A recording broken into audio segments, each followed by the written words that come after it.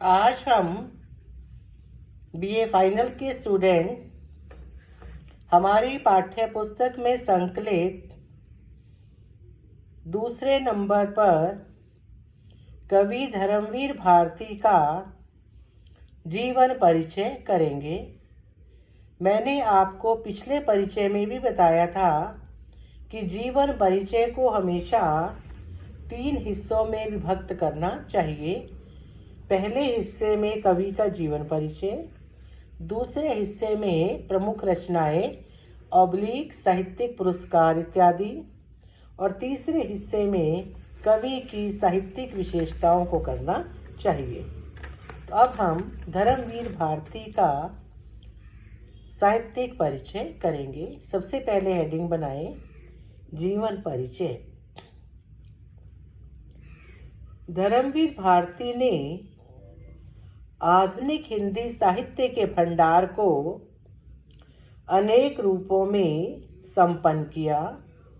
उनका जन्म इलाहाबाद के अतरसुया मोहल्ले में 25 दिसंबर सन 1926 में हुआ। उनके पिता का नाम श्री चिरंजीव लाल था और माता का नाम श्रीमती चंदी देवी था। बचपन में ही पिता की असामयिक मृत्यु का कष्ट उन्हें झेलना पड़ा। उनकी प्रारंभिक शिक्षा डीएवी हाई स्कूल में हुई। तत्पश्चात इलाहाबाद विश्वविद्यालय ने सन 1942 में इंटर, सन 1945 में बीए और सन 1947 में एमए की परीक्षा उत्तीर्ण की। उसके बाद डॉक्टर धीरेन्द्र वर्मा के निर्देशन में हिंदी साहित्य पर पीएचडी की उपाधि प्राप्त की। उन पर आर्य समाज का विशेष प्रभाव था। उन्होंने कुछ समय वहीं पर अध्यापन कार्य भी किया।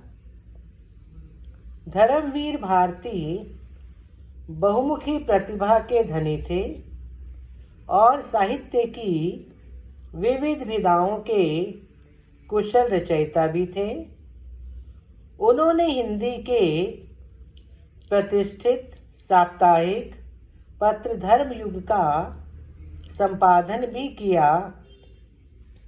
उन्होंने अनेक विदेश यात्राएं की। उनकी रचनाओं का या उनका साहित्यिक परिवेश का परिचय इस प्रकार है। नेक्स्ट हेडिंग बनाएं काव्य या साहित्यिक रचनाएं या काव्य रचनाएं या प्रमुख रचनाएं।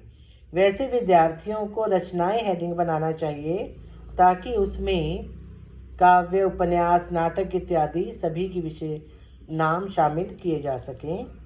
तो सबसे पहले आप रचनाएं हेडिंग बनाएं।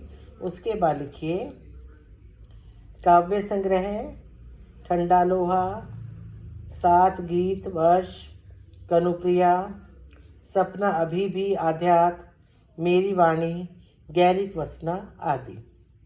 उपन्यास गुनाहों का देवता, सूरज का 7वां घोड़ा, निबंध कहनी अकहनी, ठेले पर हिमालय, पश्यंती, साहित्यिक विचार और स्मृति आदि।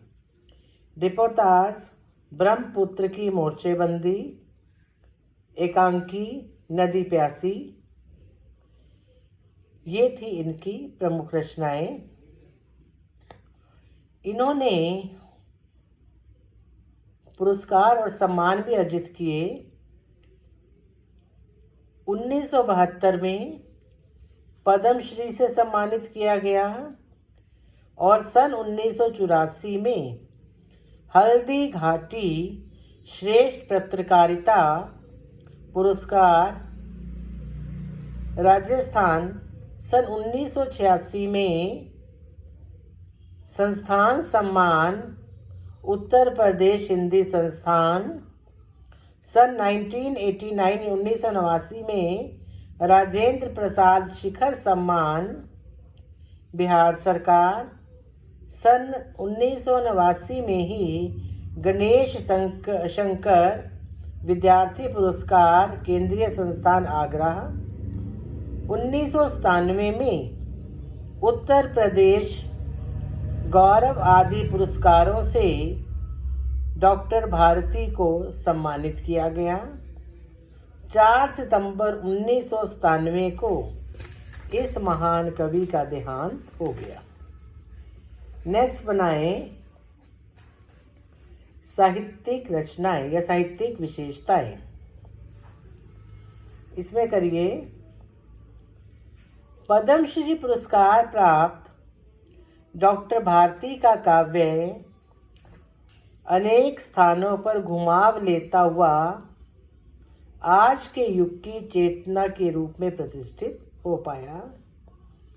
अपनी काव्य यात्रा के प्रारंभिक मोड़ पर वे छायावादी गीतकार के रूप में अवतरित हुए, लेकिन अगले ही मोड़ पर इनके काव्य में मांसलता, प्रेम, रूप, यौवन एवं आनंद के दर्शन भी होते हैं।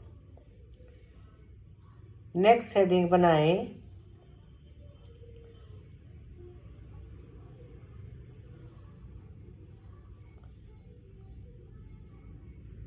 नेक्स्ट हेडिंग, हाँ जी, हेडिंग थोड़ा मोटे शब्दों में लिखिएगा।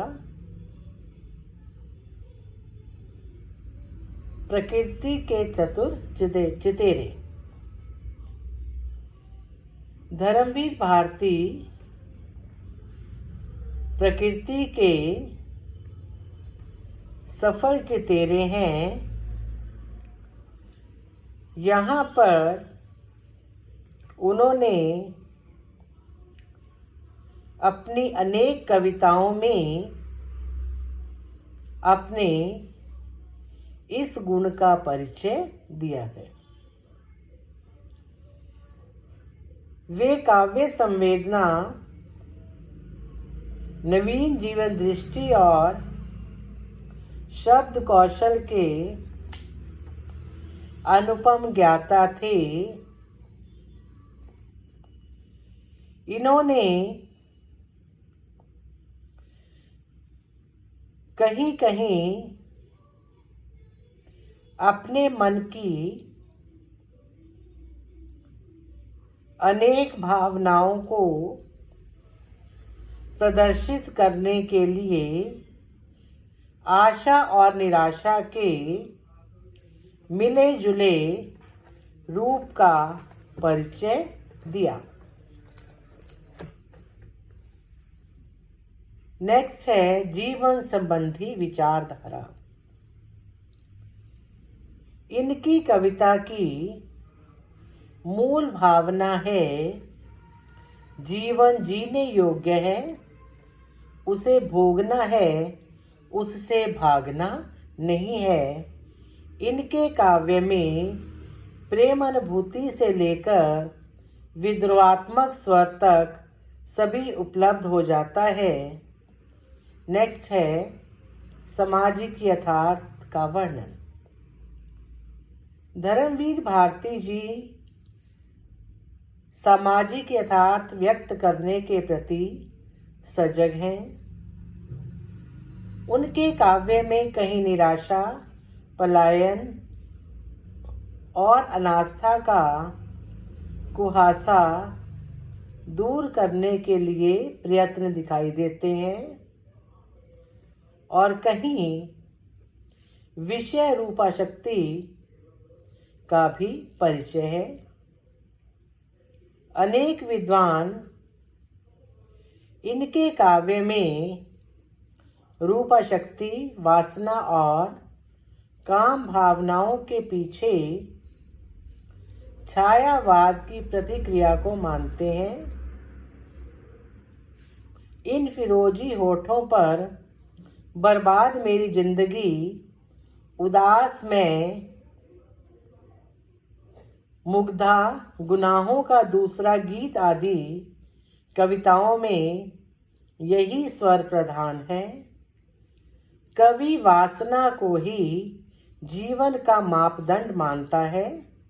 जैसे ना हो यह वासना तो जिंदगी का माप कैसे हो, किसी के रूप का सम्मान मुझ पर पाप कैसे हो। उत्कट प्रेम भावना। भारती जी की कविता में उत्कट प्रेम भावना अहम, व्यक्तिवादिता, बौद्धिकता, निराशा एवं कुंठा की प्रधानता है। लेकिन इन्होंने कहीं कहीं आशावादी स्वर का निर्माण करने के लिए गीत भी गुनगुनाए हैं। थके हुए कलाकार से फूल, मोमबत्तियां और निराला के प्रति अपनी कविताओं में इनके भाव स्पष्ट हुए हैं। फागुन की शाम से एक उदाहरण इस प्रकार है। घाट के रास्ते उस बंसवट से एक पीली सी चिड़िया, उसका कुछ अच्छा सा नाम है, मुझे पुकारे ताना मारे, भर आए आंखड़ियाँ, उनमुन ये फागुन की शाम है।